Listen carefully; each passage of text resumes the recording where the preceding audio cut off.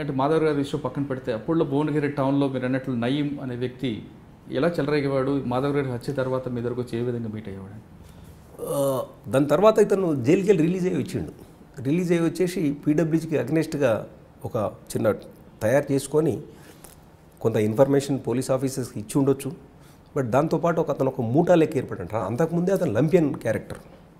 అతను భువనగిరిలో అతనికి మంచి పేరు లేదు. భయం క్రియేట్ చేసిండు, ప్రతి వాళ్ళకి భయం క్రియేట్ చేసిండు.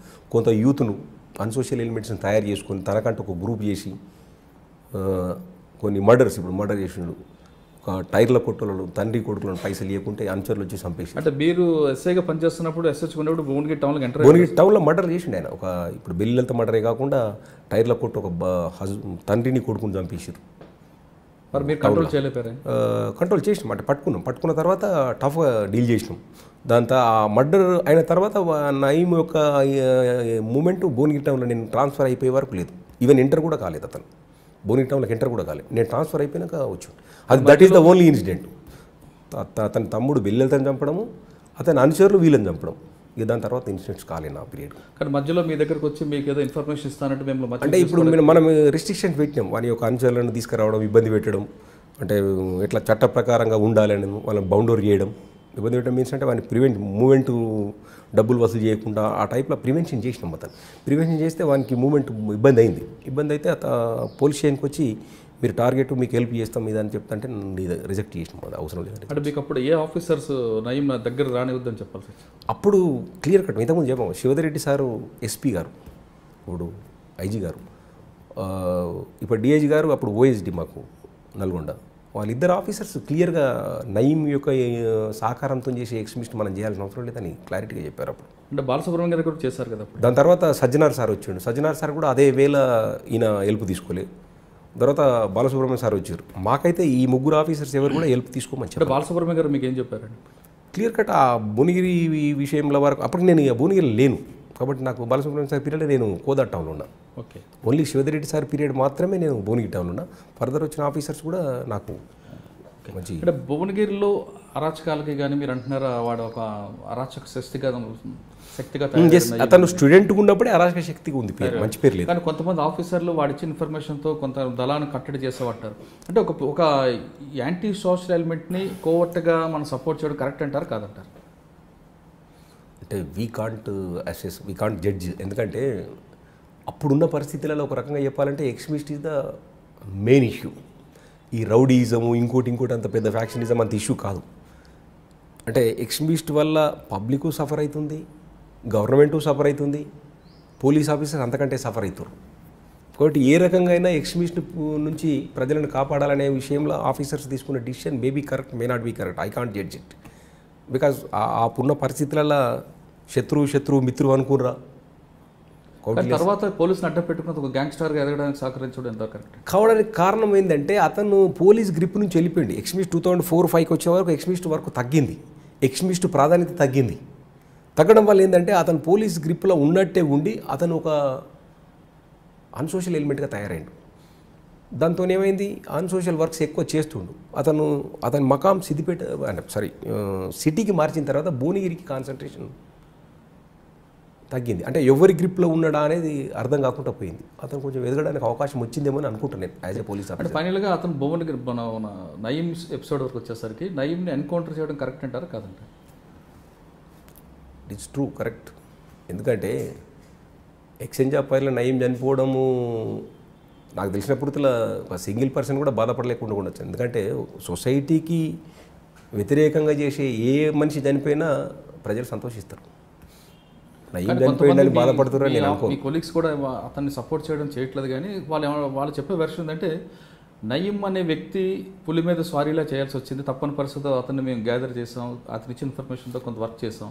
కానీ తర్వాత అతను ఈ విధంగా మారుతాడు, మేము పులి మీద కింద దిగితే పులి తింటుంది అన్న పరిస్థితి తీసుకొచ్చాడు అని అంటున్నారు. అది ఎంతవరకు కరెక్ట్ అంటారు? అంటే ఫైనల్గా అంటే ఒక నేనేమంటున్నా అంటే I can't judgement properly because వాళ్ళు ఏ పరిస్థితుల్లో నయీం ఇన్ఫర్మేషన్ తీసుకుర్రు, ఎక్కడ తీసుకుర్రు కూడా నాకు తెలియదు. నేను పోలీస్ ఆఫీసర్ ఉన్నప్పుడు నయీం తమ్ముడు ఒకటి బెల్లెలతని మర్డర్ చేయడము వాళ్ళ అది చేయడం అది మేము ప్రివెంట్ చేసాం. వాళ్ళు అప్పుడు ఉన్న ఆఫీసర్స్ కూడా నాకు సహకరించారు. అంటే ఏమంటారు, నాకు గైడ్ చేసిరు. ఎస్ ఫర్మ్గా యాక్షన్ తీసుకోవాలన్నారు. బట్ తర్వాత జరిగిన పరిణామాలకు నేను అక్కడ లేను, కోదాటౌన్కు ట్రాన్స్ఫర్ అయినా. బట్ తర్వాత పరిణామాలు ఏం జరిగినాయి అనేది అంటే ఆ పరిస్థితిలో వీళ్ళు ఏ రకంగా చర్య తీసుకున్నారు అనేది కూడా నేను ఐ కాంట్ జడ్జ్ అన్నట్టు. రైట్ ఆర్ రాంగ్ అనేది మనం ఎట్లా చెప్తాం?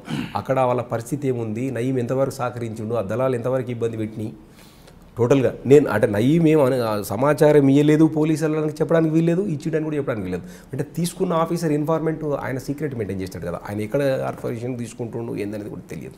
బోగుండి నుంచి ఎక్కడికి ట్రాన్స్ఫర్ అయ్యారు? భువనగిరి నుంచి నేను కోదాట్ టౌన్ ట్రాన్స్ఫర్ అయినాను. కోదాట్ టౌన్లో నేను పనిచేశాను అక్కడ. అప్పుడు మాకు SP Sajjanar sir and Balasubrahmanyam sir ఉంటుంది. నేను అక్కడ మంచి ఫ్యాక్షన్. బిఫోర్ దట్ భువనగిరి, మీరు అంటే ఎక్స్ట్రీమిస్ట్ మీదనే కాన్సన్ట్రేషన్. బిఫోర్ దట్ భువనగిరి నేను ఫస్ట్ పోస్టింగ్ నల్గొండ రూరల్. అక్కడ ఫ్యాక్షనిజం ఉండేది. ఫ్యాక్షనిజంను మంచి కంట్రోల్ చేసినాడు. అంటే ఆడేందంటే బిట్వీన్ కాకుల కొండారంలో ఉండే అక్కడ సిపిఎం డామినేటెడ్ విలేజ్, దొనకలు ఉండే కాంగ్రెస్ డామినేటెడ్ విలేజ్. అక్కడ ఆడేమందరంటే కాంగ్రెస్లు చేసేది కరెక్ట్, అక్కడ సిపిఎంలు చేసేది. ఇద్దరు మైనార్టీ యొక్క పార్టీలో కొంచెం ఉండేది, అది బాగా ప్రివెంట్ చేసాను. దాని తర్వాత దేవరకొండ ట్రాన్స్ఫర్ అయినా. దేవరకొండలో కూడా కమ్యూనల్ ఉండేది. ఆల్మోస్ట్ ఒక 15 సంవత్సరాలు మళ్ళీ కమ్యూనల్ లేదు. నేను కర్ఫ్యూ ఉన్నప్పుడు పోయి రవిగుప్తా సార్ ఇచ్చే కర్ఫ్యూలో తీసుకోదరు కదా సార్ అంటే, మనం పోలీసులకు అవన్నీ ఏముండే బాబు, నువ్వు పోయి తీసుకో, నువ్వు వర్క్ చేయమని చెప్పి. మరి నేను కర్ఫ్యూలో తీసుకుంటే ప్రాబ్లం అంటే, ఏం ప్రాబ్లం అయితే నేను ఇక్కడ ఉండగా నువ్వు అక్కడ వచ్చి వర్క్ చేయమని. నేను పోయి వర్కౌట్ చేసిన అక్కడ 1.5 year వర్కౌట్ చేస్తే అక్కడ తెలుగుపల్లి పడుమట్పల్లి ఫ్యాక్షనిజం ఉండే, అవి మంచి కంట్రోల్ చేసినాడు. అక్కడ మంచి పోలీసింగ్ చేసినాం.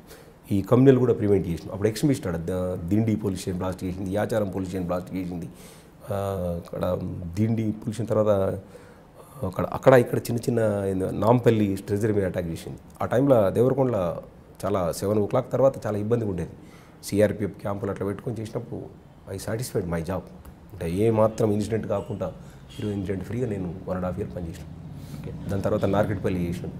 అక్కడ కూడా అమ్మన బోల్ ఫ్యాక్షనిజం, పల్లెపాడు ఫ్యాక్షనిజం మర్డర్ అయితే అక్కడ కూడా మంచి పని చేసినాం. దాని కోదాడలో పనిచేస్తున్నప్పుడు చిన్నపిల్లలు అక్రమ రవాణా కేసును బ్లాస్ట్ చేశారు. అది అప్పటి ఎస్పీ సజ్జనార్ కేసు. అది అంటే యాక్చువల్లీ ఎస్పీ సజ్జనార్ సార్కి ఇట్లా పిల్లలు అమ్ముతారు అనే ఇన్ఫర్మేషన్ వస్తే దాన్ని ప్రాపర్గా చేయమని తన క్యాంప్ ఆఫీస్కి పిలిపించుకొని దాన్ని అంటే బ్రహ్మాండమైన ప్లాన్ చేసి దాన్ని ఎగ్జిక్యూట్ చేయించింది నాతో. అది సక్సెస్ఫుల్గా మేము పర్చేజ్ చేసి తెచ్చాము. నేషనల్ మీడియా కూడా బాగా కాన్సన్ట్రేషన్ చేసింది. అసలు ఏంటంటే కేసు ఏంటంటే ఒకసారి అక్కడ ఉన్న డాక్టర్ గిరిజా గారు, అక్కడ ఉన్న ఎస్సీ ఎస్టీ అమ్మాయిల పిల్లలు ఆడపిల్ల పుడితే పాపం డ్యూ టు పావర్టీ వాళ్ళు కొంచెం అంటే సాధకుండా ఉంటుంది. ఆమె ఏదో కొన్ని పైసలు ఇస్తూ ఆ అమ్మాయిని తీసుకొని నేను వేరేటోళ్ళకి ఇస్తున్నా కదా, నేను చేసే తప్పు కాదు అని అనుకునేది అన్నట్టు. అంటే చిన్నపిల్లలు నమ్మడం అనేది ఎంత నేరం అనేది వాళ్ళు అట్లా చూసుకుంటలేరు. ఈ డ్యూ టు అన్ఎడ్యుకేషన్ కూడా ఈ డాక్టర్ గారు అట్లా అమ్మేస్తుంటే ఇది ఇన్ఫర్మేషన్ వచ్చింది సార్.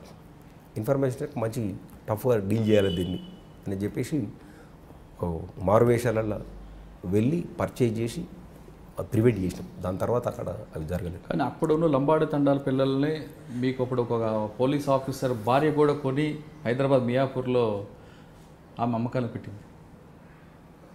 ఐడియా లేదు, బట్ అక్కడ ఎక్కువ లంబడల పిల్లలు అంటే తండాలలో ఉన్న పూరు అన్ఎడ్యుకేషన్ వల్ల కేసు మీకు ఐడియా ఉందా? పిల్లల్ని ఒక senior police officer wife purchase చేస్తూ మియాపూర్లో ఆమె ఒక షెల్టర్ పెట్టి, ఇది వేరే కేసు, అది వేరండి. నల్గొండ నుంచి నల్గొండ నుంచి రావచ్చు, కానీ ఇప్పుడు మేము చేసిందేమో ఓన్లీ అక్కడ ఉన్న డాక్టర్ అమ్మడం, అక్కడ ఉన్న డాక్టర్ గారు అమ్మడం. ఆ డాక్టర్ నుంచి ప్రివెంట్ చేసిన, అంటే మెయిన్ డాక్టర్ కాబట్టి ఫస్ట్ ఆమె దగ్గర డెలివరీకి వస్తారు కాబట్టి ఆమె నుండి ప్రివెంట్ చేసినాం. అప్పుడున్న పోలీస్ ఆఫీసర్ ఆ కేసుని డిటెక్ట్ చేసినాం, రిమాండ్ చేసినాం, యాక్షన్ తీసుకున్నాం. అంటే అక్కడ ప్రధానంగా ఆర్థిక కష్టాలు, అక్కడ ఉన్న అంటే గిరిజనుల యొక్క ఆర్థిక ఇబ్బందులు ఒకటి, అన్ఎడ్యుకేషన్. అంటే వాళ్ళకున్న రిజర్వేషన్లు ఇవన్నీ చూసుకోకుండా ఈ అమ్మాయిని పెంచి మేము పెళ్లి చేయడం మాకు భారం అవుతుంది అనే ఉద్దేశంలో వాళ్ళ పాపం అమ్మేద్దరు.